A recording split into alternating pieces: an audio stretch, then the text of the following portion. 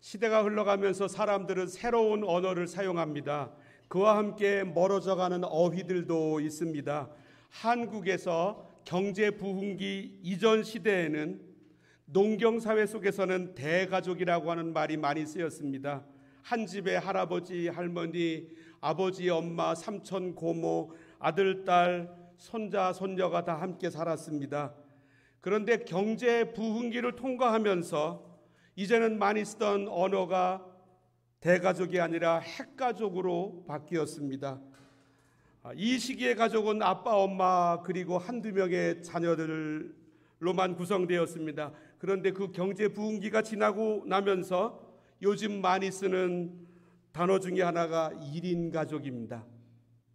시대가 지나가면서 언어도 바뀝니다. 그런데 21세기 2020년대를 살아가는 우리 그리스도인들에게도 잊혀진 언어가 있습니다. 그것은 바로 천국이라고 하는 말입니다.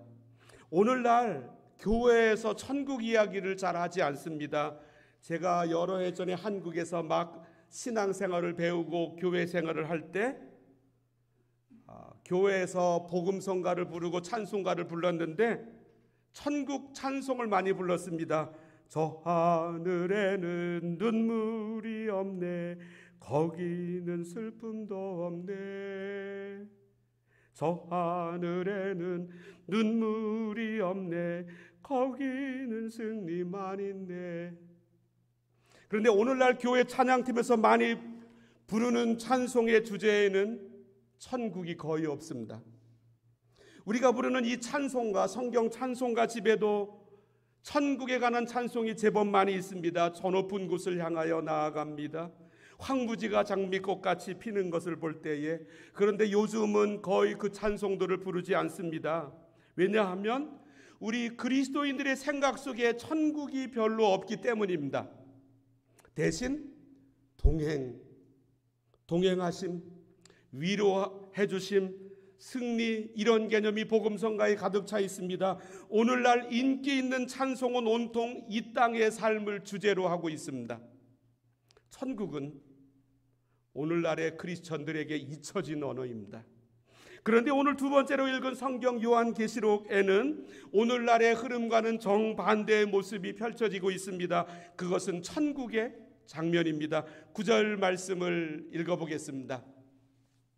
이 일 후에 내가 보니 각 나라와 족속과 백성과 방언에서 아무도 능히 셀 수 없는 큰 무리가 나와 흰 옷을 입고 손에 종려가지를 들고 보좌 앞과 어린 양 앞에 서서, 9절의 시작은 이 일 후에 내가 보니 라고 되어 있습니다. 사도 요한이 보았다라고 하는 뜻입니다. 사도 요한이 본 장면이기는 하지만 더 정확하게 말하면 그에게 보여진 모습입니다. 하나님께서 사도 요한에게 천국의 모습을 보여주셨습니다. 이 사도 요한은 자기에게 펼쳐진 이 천국의 모습을 글로 적었습니다. 그리고 오늘날 터키 지역에 있었던 7교회에 편지를 보냈습니다. 이 편지가 바로 성경의 맨 마지막 책인 요한계시록입니다. 하나님은 왜 사도 요한에게 천국의 모습을 보여주셨습니까? 첫 번째로 천국을 볼 때 이 땅을 가장 잘 살 수 있습니다. 영국의 캠브리지 대학교에서 영문학 교수를 하시면서 수많은 영향력 있는 작품들을 남겼던 C.S. 루이스라고 하는 분이 계셨습니다. 이분이 이런 말을 했습니다. 이 땅에서 가장 많은 일을 한 사람은 천국에 대해 가장 많이 생각한 사람들이었다.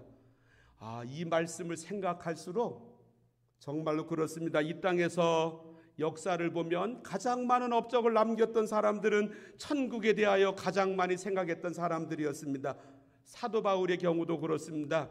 신약 성경 27권 중에서 13권이 그의 작품입니다. 성경에 한 권이라도 자신의 작품이 들어갔다면 대단한 일일 텐데 그의 편지는 신약 성경 27권 중에서 13권이나 들어가 있습니다. 이 얼마나 대단한 업적입니까? 뿐만 아니라 4차, 5차에 걸친 선교 여행을 통하여 예루살렘에 머물던 복음이 온 이방 사회에 퍼지게 되었습니다. 그는 이런 놀라운 열매를 맺은 비결 중에 하나를 디모데후서 4장에서 이렇게 말씀합니다. 이제후로는 나를 위하여 의의 면류관이 예비되었으므로, 하나님이 나를 위하여 준비하신 이 놀라운 면류관을 바라보면서 나는 선한 싸움을 싸우고 나의 달려갈 길을 마치고 믿음을 지켰으니라고 고백합니다. 이것이 그가 이렇게 놀라운 업적을 남긴 비밀이었습니다. 빌립보서에도 똑같이 말씀합니다. 그러나 우리의 시민권은 하늘에 있는지라. 하늘에 우리의 시민권이 있음을 알고 나니 이 땅에서 정말로 아름다운 열매들이 많이 맺어지게 되었습니다. 이 땅을 가장 잘 사는 방법은 천국을 깊이 생각하는 것입니다. 이 땅의 역경을 잘 이겨내는 방법도 천국을 생각하는 것입니다. 신약 성경 시대에 전 세계를 지배하고 있던 나라가 로마였습니다. 로마를 통치하던 황제 중에 한 명이 도미티안이라고 있었습니다. 도미티안은 이전의 황제들이 전혀 하지 않던 아주 독창적인 한 가지를 나라 국민들에게 선포했습니다. 로마 황제 자신을 주 나의 하나님이라고 모두가 알라고 그랬습니다. 그리고 모든 시민들에게 황제 자신을 주 하나님으로 숭배하라고 했습니다. 로마 시민들은 마치 북한에서 벌어지는 것처럼 1년에 한 번씩 로마 황제 도미티안의 이 조각상 앞에서 향을 피우고 가이사는 나의 주님이시다라고 외쳐야만 했습니다. 그 이전만 해도 이런 일은 없었습니다. 그리고 원로원들을 황제들은 다 존경했습니다. 그러나 원로원들에게까지 이 일을 하라고 그랬습니다. 이 황제 숭배를 공개적으로 거부한 사람들이 바로 기독교인들이었습니다. 이 도미티안 황제는 기독교를 엄청나게 핍박했습니다. 기원 후 64년에 로마에 불이 났을 때 그 원인을 기독교인에게 들려서 정치적인 위기를 극복했던 네로 황제는 핍박을 하기는 했지만 그의 핍박의 범인은 로마 시내에 머물고 있었습니다. 그러나 이 도미티안 황제의 핍박은 로마뿐만 아니라 당시에는 소아시아라고 알려졌던 오늘날의 터키 지역까지 원대하게 퍼져 있었습니다. 그래서 많은 기독교인들이 토굴로 산으로 피해 도망갔습니다. 박해의 여파로 교회들은 다 파괴되었습니다. 에베소 교회 목회자였던 사도 요한은 붙잡혀 받모섬으로 유배를 당했습니다. 당시의 로마 권력은 절대 권력이었습니다. 로마 황제 앞에 서 있는 교회의 목숨은 파리처럼 보였습니다. 그는 유배를 당해 받모섬에 왔습니다.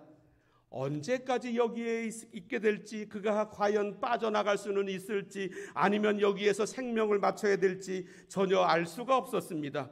모든 길이 다 막혔습니다. 모든 가능성도 다 사라졌습니다. 그런데 이 받모섬에서 그의 앞에 천국의 모습이 펼쳐졌습니다. 그런데 신비롭게도 사도 요한이 이 천국의 모습을 보고 나서 몇 달 있다가 기원 후 96년 도미티안 황제는 살해당합니다. 그리고 트루아얀이라고 하는 황제가 집권을 하고 난 다음에 기독교 박해를 중지하고 이 사도 요한을 그의 본거지인 에베소로 돌려보냅니다. 누구도 예상하지 못했습니다. 받모섬에서 천국의 모습이 사도 요한에게 보여지기 전까지 그는 낙심했습니다. 그러자 천국이 보이자, 하늘나라의 하나님의 보좌가 보이자 역사가 보이게 되었고, 그와 동시에 없었던 길이 열리게 되었습니다. 그러자 그의 마음속을 지배하고 있던 낙심이 사라졌습니다. 확신에 가득 차게 되었습니다. 그리고 나서 얼마 있지 않아 없었던 길이 열렸습니다. 세상의 거의 모든 사람들은 육신의 눈에 보이는 것만이 전부라고 생각하며 살아갑니다. 그래서 육신의 길에 보이는 것들을 쫙 보고 난 다음에 이렇게 선언합니다. 길이 막혔다. 길이 없다. 길이 없는 것이 아닙니다. 내 눈에 보이지 않는 것뿐입니다.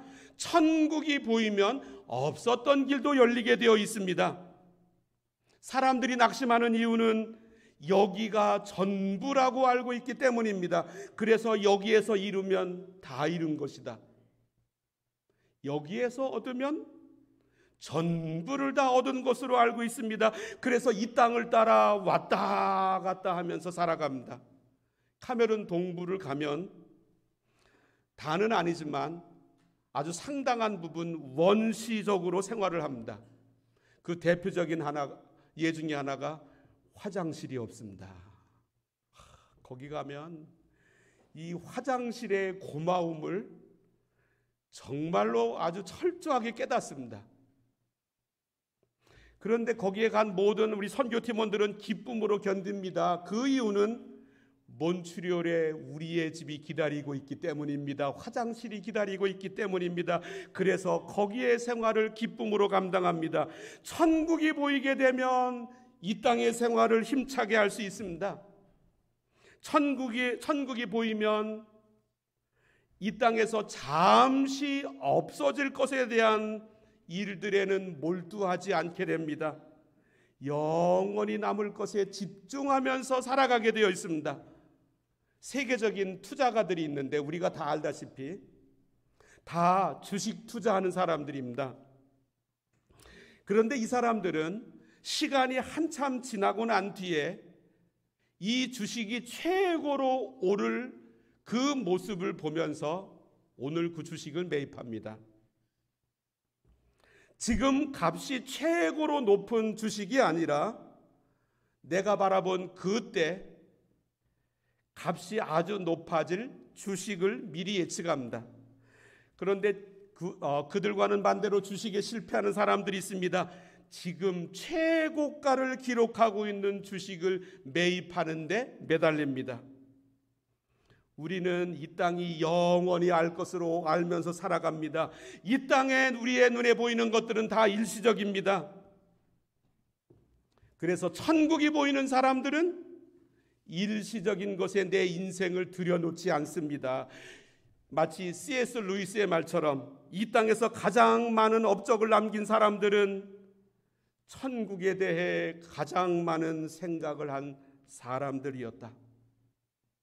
그렇다면 천국은 구체적으로 어떤 곳입니까? 하나님께서 보여주시는 천국의 모습은 두 번째로 천국은 하나님의 선물을 누리는 곳입니다. 이 사도 요한에게 보인 천국의 모습이 이 세 가지가 있습니다. 16절 말씀을 읽어보겠습니다. 그들이 다시는 줄이지도 아니하며 목마르지도 아니하고, 천국의 모습을 말씀합니다. 다시는 배고프지도 않고 목마르지도 않다라고 하는 말씀입니다. 이 말씀은 절대 만족을 가리킵니다. 이 땅에서 우리가 조금 더 많이 먹고자, 좀 더 편하게 마시고자 열심히 살아갑니다. 우리 이민자들은 하루에 2끼 먹으면 많이 먹을 정도로 새벽부터 밤늦게까지 일합니다. 절대 부족과 불안을 겪으며 이 땅을 살아갑니다. 그런데 천국에 갔더니 다시는 줄이지도 않고 목마르지도 않는다고 말씀합니다. 이것은 절대 만족을 가리킵니다. 그리고 사람들에게는 안전성에 대한 욕구가 있습니다. 이 세상에서 가장 살기 좋은 곳은 어디입니까? 이 땅에서 최고로 화려한 곳입니까? 아니면 이 세상에서 가장 돈이 많이 도는 곳입니까? 아닙니다. 가장 안전한 곳입니다. 2007년에 처음으로 카메룬 단기 선교를 갔습니다. 아프리카가 어떤 곳인지 전혀 알지 못한 상태에서.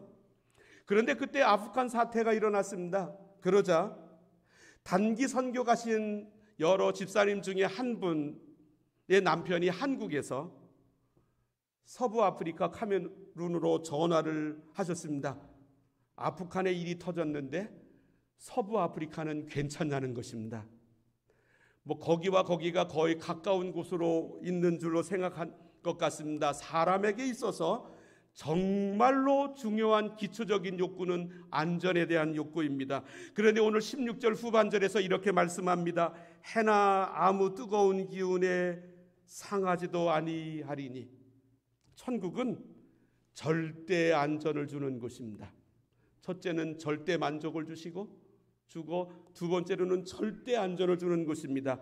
그와 함께 17절에서도 약속하시는 말씀이 있습니다. 이는 보좌 가운데 계신 어린 양이 그들의 목자가 되사 생명수 샘으로 인도하시고 하나님께서 그들의 눈에서 모든 눈물을 씻어주실 것입니다. 더 이상 이제는 슬픔의 눈물을 흘리지 않습니다. 절대 기쁨이 있는 곳, 이곳이 바로 천국입니다. 절대 만족이 있는 곳, 절대 안전한 곳, 절대 기쁨이 있는 곳, 바로 이곳이 천국입니다. 뿐만 아니라 천국에 가면 찬송이 가득한 곳입니다. 11절과 12절 말씀 읽어보겠습니다.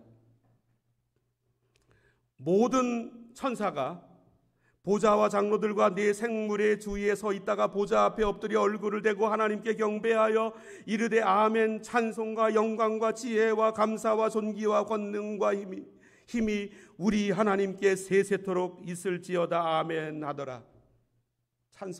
찬양 좋아하시는 분들 계시죠? 천국에 가면 정말로 행복하실 일이 또 하나 있습니다. 천국에는 설교가 없습니다. 설교 시간 30분 견디는 거 얼마나 어렵습니까? 천국에 가서 영원히 설교가 없습니다. 이 사실만 생각해도 천국에 가면 예배로 가득합니다. 하나님은 이 놀라운 천국의 모습을 왜 보여주셨습니까? 왜 우리들에게 이 천국의 모습을 이렇게 또한 보여주십니까? 세 번째로 이 땅의 모든 사람들을 천국으로 이끌기 원하십니다. 오늘 이 본문에 나타난 천국의 특징이 있습니다. 아주 여러 지역에서 다양한 사람들이 모였습니다. 그러나 한 가지만은 반드시 공통적이었습니다. 9절 말씀 읽어보겠습니다. 2일 후에 내가 보니 각 나라와 족속과 백성과 방언에서 아무도 능히 셀 수 없는 큰 무리가 나와 흰 옷을 입고, 천국에는 전 세계 모든 곳에서 다양한 사람들이 수없이 많이 모입니다. 그런데 그들에게 공통점이 있었습니다. 흰 옷을 입은 것입니다. 이 흰 옷은 예수님으로부터 받은 옷입니다. 그리고 예수님의 피로 씻어서 깨끗해진 옷입니다. 13절과 14절이 말씀합니다. 장로 중 하나가 응답하여 나에게 이르되 이 흰 옷 입은 자들이 누구며 또 어디서 왔느냐? 내가 말하기를 내 주여 당신이 아시나이다 하니 그가 나에게 이르되 이는 큰 환난에서 나오는 자들인데 어린 양의 피에 그 옷을 씻어 희게 되었느니라. 우리는 얼마 있지 않아 여기를 떠날 것입니다. 벌써 2023년도 11월 말을 향해 가고 있습니다. 그때 정말로 중요한 것이 무엇인지를 발견합니다. 그것은 바로 내가 흰 옷을 입게 되는 것입니다. 예수님의 십자가 보혈로 씻어진 나의 온 모습, 새로운 신분이 주어졌습니다. 이 얼마나 대단한 선물인지를 발견하는 것입니다. 그런데 그곳을 나만 홀로 갈 것입니까? 그곳에 사랑하는 사람들이 못 간다면 어떻게 하겠습니까? 우리 언제 헤어질 줄 알겠습니까? 우리 헤어지는 시간을 시간 예약했습니까? 아니면 시간이 아직도 너무나 많이 남아 있습니까? 이 세상이 전부인 줄 알고 살아가는 영혼들을 어떻게 하실 것입니까? 전 세계에 많은 인기를 끌었던 영화 중에 하나가 타이타닉입니다. 몬트리올에 있는 유명한 가수 셀렌 디온이 주제가를 부른 곡입니다. 영화. 많은 사람들은 이 영화의 가장 감동적인 장면으로 잭 더슨과 로즈가 배 맨 앞에서 팔을 활짝 펴고 저 앞을 바라보는 장면으로 생각합니다. 영화의 포스터에도 그 장면을 넣습니다. 그런데 저에게 있어서 그 영화에서 가장 감동적인 장면은 침몰하는 배의 갑판에서 끝까지 찬송가를 연주하던 악사들의 모습입니다. 이 악단장의 이름은 웰레스 하틀리라고 하는 실제 인물이었습니다. 그는 복음을 전하기 위하여 실제로 타이타닉호에 승선했습니다. 생사의 가름길에서 아우성 치는 사람들로 그 배는 아수라장이 되었습니다. 그러나 이 웰레스 하틀리는 연주를 통하여 사람들의 마음을 안정시키고 하늘의 소망을 바라보도록 촉구하고 있습니다.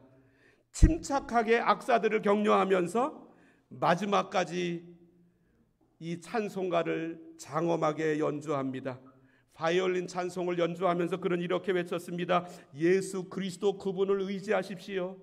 그를 가까이 하십시오. 예수만이 우리의 소망입니다.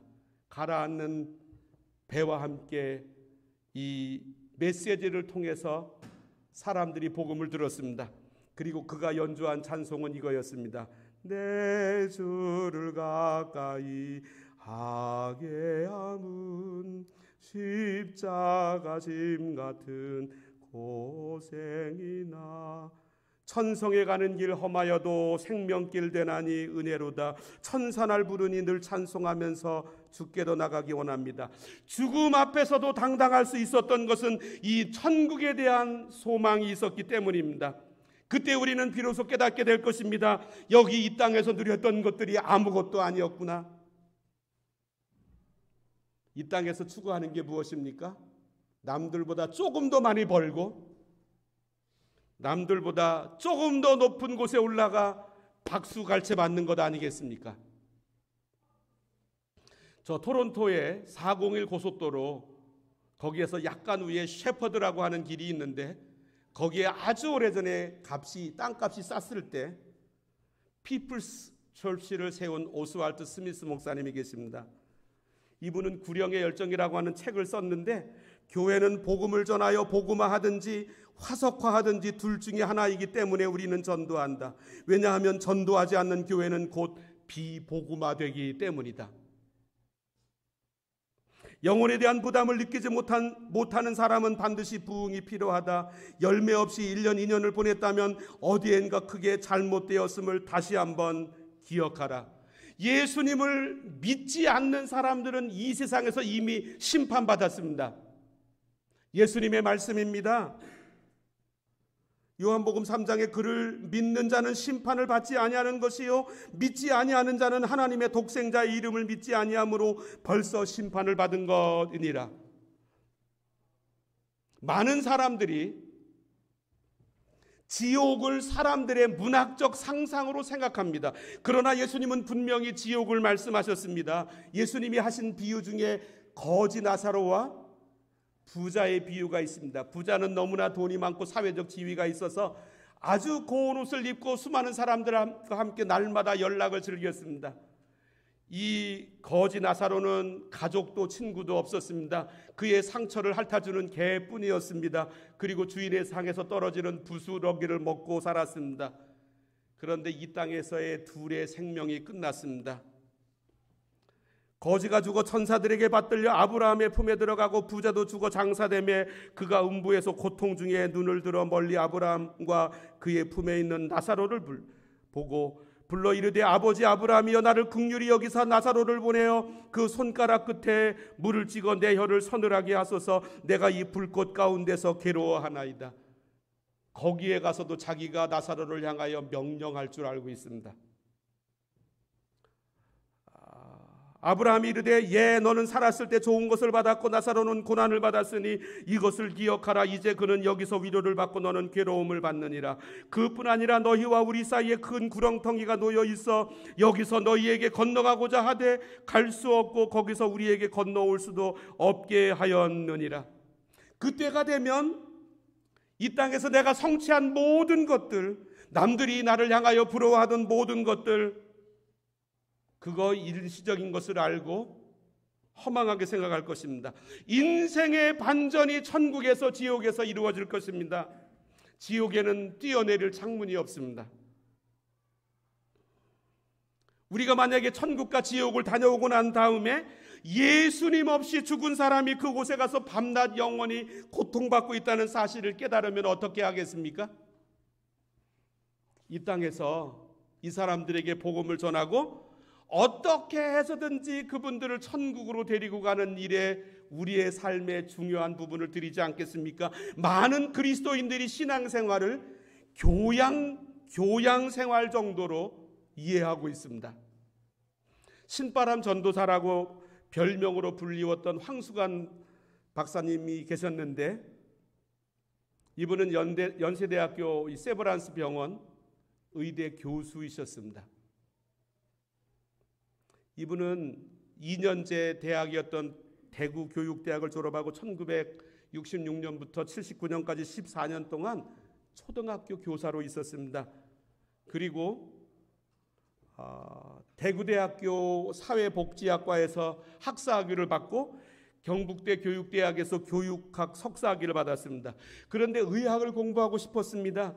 초등학교 교사직 안정적인 생활을 내려놨습니다. 이분에게 아이가 3명이 있었습니다. 의과대학에 가서 청강을 시작했습니다.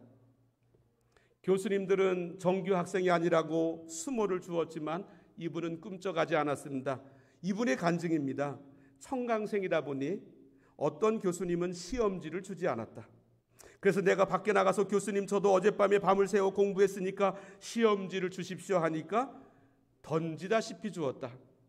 그는 이어 울면서 답안지를 써서 제출했더니 다음 시간에 교수가 교실에 들어와 내 시험지 답안지를 들고 정규과정 학생들에게 야 이놈들아 청강생 시험지가 모범 답안지다라고 이렇게 말하기도 했다.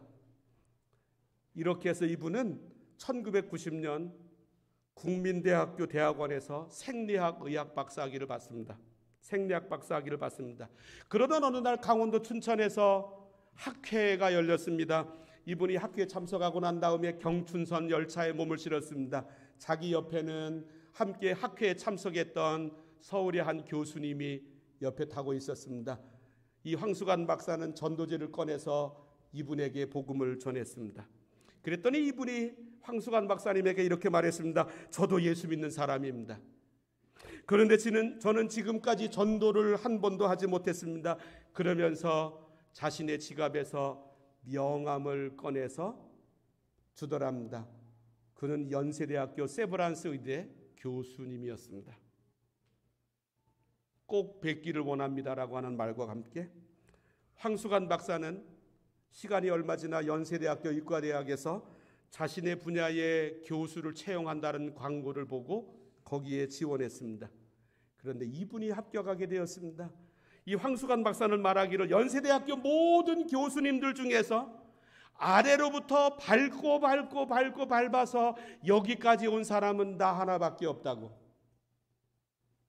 그러면서 이분이 고백하기를 내가 전도했더니 하나님께서 이런 상급을 주셨다고 말씀했습니다. 하나님은 왜 이런 놀라운 선물을 전도하는 사람에게 주십니까? 이 땅에 있는 한 생명이라도 천국에 들어오게 하는 일이 너무나도 소중하기 때문입니다. 여기에 집중하라고 우리를 부르시기 때문입니다. 우리 이 부르심을 따라 우리 천국에 들어가는 이 일에 힘써야 할 것입니다. 기도하십니다. 하나님 아버지,